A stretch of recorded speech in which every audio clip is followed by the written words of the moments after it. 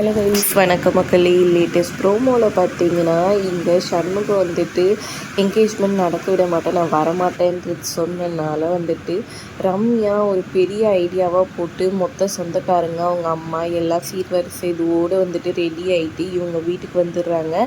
நடு ஆளில் வந்து நின்றுக்கிட்டு சண்முகத்துக்கு நடுவில் அவரை சுற்றி நின்றுக்கிட்டு வந்துட்டு நம்ம இப்போ என்கேஜ்மெண்ட் பண்ணிக்கலாம், தட்டை மாற்றிக்கலான்னு சொல்லிட்டு தட்டை மாற்ற வச்சிடுறாங்க. அவங்க அம்மா சரவணன் எல்லாம் சந்தோஷமாக தட்டை மாற்றுறாங்க. இதை பார்த்து அண்ணன் கார்த்திக் சண்முகம் இவங்களுக்கு ஒன்றுமே புரியல, அப்படி குழப்பத்தில் மறந்து போய் நின்றுடுறாங்க.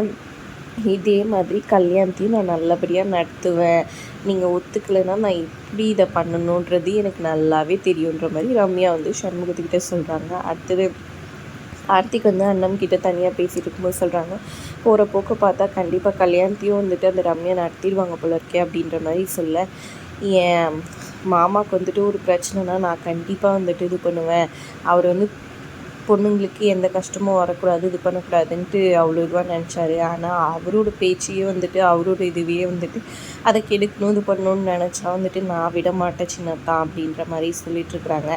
நீங்கள் என்ன பண்ணாலும் சரி, ரம்யா கண்டிப்பாக கல்யாணத்தை சரவணனோடு நடத்த தான் போகிறாங்க, இந்த வீட்டுக்கு மருமகளாக வர போகிறாங்கன்னு தான் தோணுது. நீங்கள் என்ன நினைக்கிறீங்கன்றதை மறக்காமல் கமெண்ட் பண்ணுங்கள். வீடியோ பிடிச்சிருந்தா லைக் பண்ணிக்கோங்க.